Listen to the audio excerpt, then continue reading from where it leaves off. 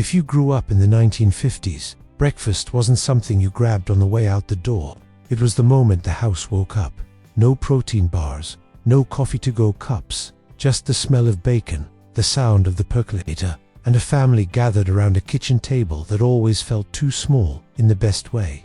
Doctors said it was the most important meal of the day. So did the magazines, the radio, and every cheerful mother in America. And back then, everyone believed it. Dad was always first up, freshly shaved, shirt pressed, briefcase waiting. Mom followed, wrapped in her housecoat, slippers whispering across the linoleum floor.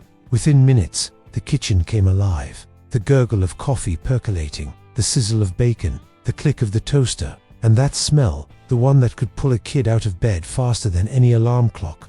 I still remember that sound, the slow bubbling of coffee on the stove, the kind of smell that told you everything was right in the world. Bacon came in thick slabs, wrapped in butcher paper. Mom laid them neatly in the skillet, turning them just once or twice until they reached that perfect crisp. Then came the eggs, fried, scrambled, sunny side up, however Dad liked them. Toast popped up with that sharp clack and was buttered immediately. No margarine, no sprays, just soft, golden butter that melted on contact. And sometimes, if you were lucky, a spoonful of strawberry jam or orange marmalade.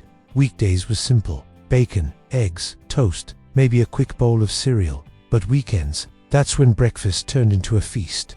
Pancakes stacked high, butter melting between the layers, syrup dripping like gold, oatmeal with brown sugar and raisins, or waffles crispy on the outside, soft inside, made with the family's heavy old waffle iron, and always orange juice from frozen concentrate. Of course, a metal can from the freezer, dropped into a pitcher with 3 cans of water. Stir, pour, and serve in small glasses, because in the 50s, even juice had rules.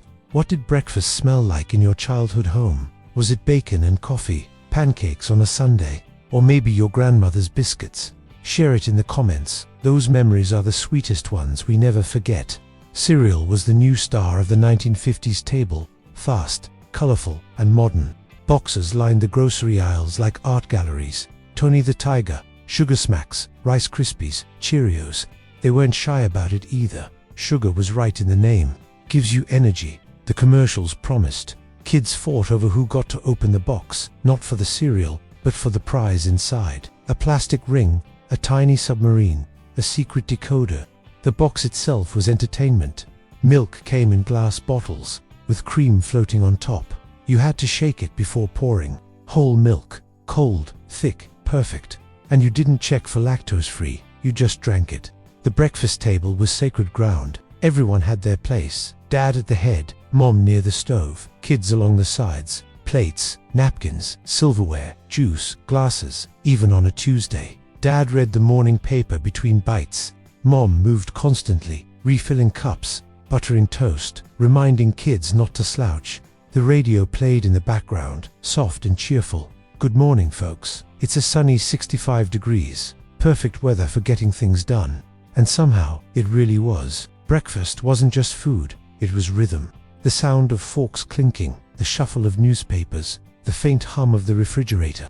It was the moment before the world scattered, before Dad left for work, before the kids went off to school, before the house fell silent again. You didn't rush through it, you started with it. Saturdays were special. Dad sometimes cooked, usually a mess, but everyone loved it anyway. Pancakes too thick, eggs slightly burnt, syrup everywhere. Mom would sigh and smile. It was worth it. And Sunday's church first, then breakfast. Or the other way around. French toast, powdered sugar, maple syrup, maybe biscuits and gravy, if you were from the South. Every region had its flavor, but every home had its ritual. By 8 o'clock, it was over. Plates stacked, sink full, kids gone, house quiet. Mom would pour herself one last cup of coffee, sit at the empty table, and for just a minute, breathe. That was her moment, before the day began again. If this breakfast brought back the sound of sizzling bacon, the smell of coffee, and the warmth of those family mornings, give this video a thumbs up. It helps more people find their way back to those memories. And don't forget to subscribe to Yesterday Lives, where we bring back the flavors, sounds, and stories of a world before the rush one breakfast. One memory, one story at a time. Because yesterday never really left. It's still sitting at the kitchen table, waiting for you to sit down and taste it again.